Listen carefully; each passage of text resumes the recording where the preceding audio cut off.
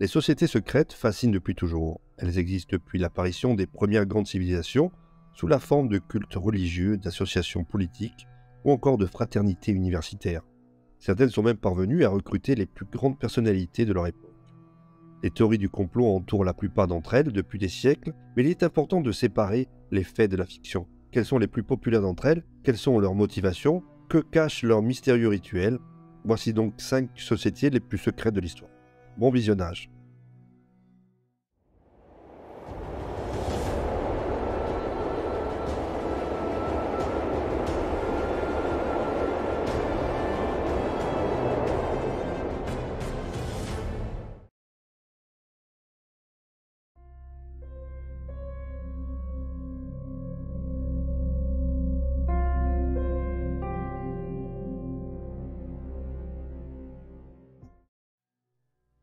Les Templiers, par exemple, étaient une société secrète médiévale de chevaliers chrétiens fondée vers 1118, dont le but était de protéger les pèlerins se rendant en Terre Sainte pendant et après les croisades.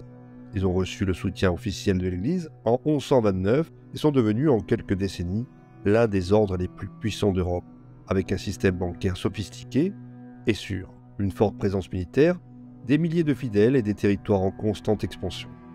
Les Templiers étaient plus que des chevaliers de croisade dotés d'argent, ils maintenaient un code de conduite strict, notamment en ne battant en retraite lors d'une bataille que s'ils étaient largement dépassés en nombre et en s'engageant à protéger les pèlerins. Ils étaient également liés à de nombreuses légendes chrétiennes, comme celle du trésor du roi Salomon, qui aurait été découvert sous le temple de Salomon à Jérusalem. Il y a également des spéculations selon lesquelles ils auraient acquis l'Arche d'Alliance ainsi que le Saint Graal.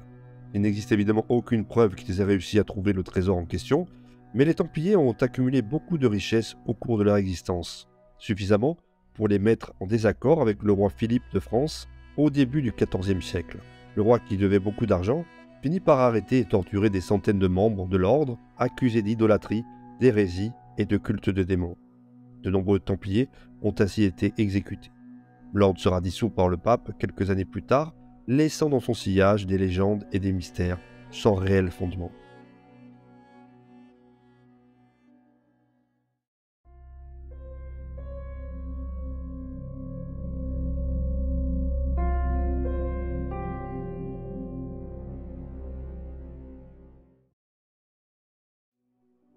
Les Illuminati pensent que l'homme est dépourvu de vices dans son état naturel et qu'il n'a finalement été corrompu qu'à cause des religions, des gouvernements et autres forces de la société contemporaine. Par ailleurs, les Illuminati sont décrits par de nombreux théoriciens modernes de la conspiration comme une société qui domine secrètement l'économie, les gouvernements mondiaux et de nombreuses autres organisations puissantes. Ils auraient été fondés en 1776 par un homme nommé Adam Weishaupt, professeur de droit en Bavière. Ce dernier aurait exposé un plan détaillé et organisé pour changer le monde en prétendant que tous, à l'avenir, accepteraient ses croyances. Il a également prétendu avoir caché les connaissances arcaniques, mais sans préciser d'où il les tenait. Les Illuminati ont finalement été interdits en Bavière en 1783, ce qui a entraîné leur dissolution dans le reste de l'Allemagne vers 1800. Cependant, leurs idées s'étaient déjà répandues aux États-Unis et en Europe, ce qui a conduit de nombreuses personnes à spéculer que l'ordre est finalement resté secrètement actif jusqu'à présent. En effet, avec la croissance de l'économie mondiale et depuis la création des Nations Unies, les théoriciens de la conspiration citent de nombreux exemples de l'existence et de l'influence du groupe, car la mondialisation des gouvernements, de l'économie et de la pensée aurait été le but ultime des Illuminati.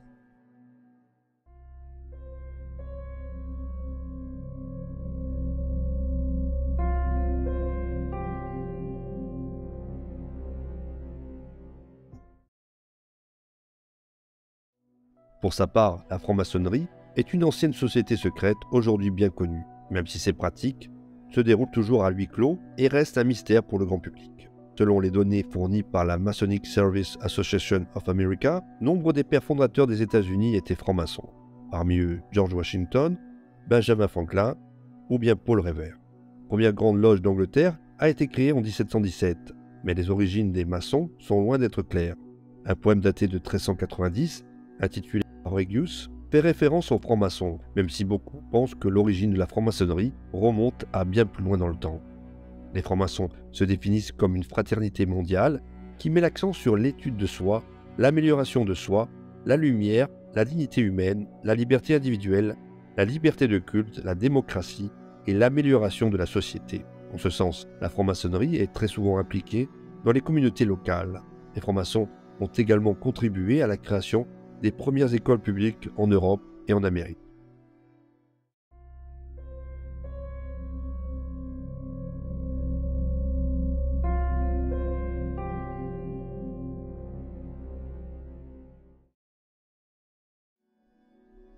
Une autre société secrète bien connue est celle des Skull and Bones de l'université de Yale.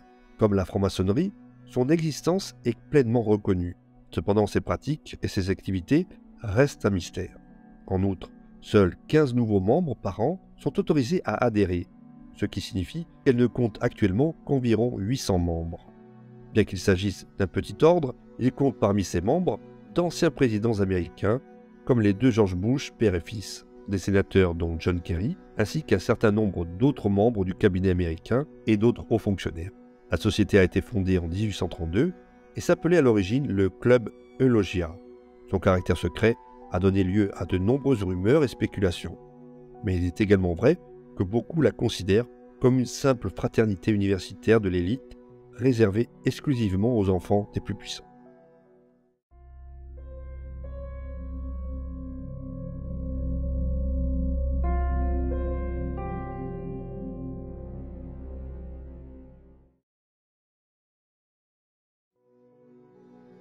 Enfin, il existe une autre société secrète, moins connue que celle des Skull and Bones, mais qui jouit sans aucun doute d'une influence mondiale considérable. Connue sous le nom de Club Bilderberg, ses membres se réunissent chaque année pour une série de conférences de 3 jours. Ils se sont rencontrés pour la première fois en 1954 à l'hôtel de Bilderberg à Oosterberg, aux Pays-Bas, selon leur propre site officiel. Les participants à ces conférences changent chaque année et la participation se fait sur invitation uniquement. Les lieux changent aussi régulièrement et les journalistes ne sont pas autorisés à y assister. Leur agenda semble se concentrer sur la promotion du dialogue entre l'Europe et l'Amérique, ce qui était particulièrement important pendant la Seconde Guerre mondiale. Là encore, comme l'explique le site officiel du Bilderberg Club, les membres sont libres de parler de la société, mais ne sont pas autorisés à citer un membre en particulier. Une règle établie pour que chaque membre puisse se sentir absolument libre de discuter, dialoguer et débattre.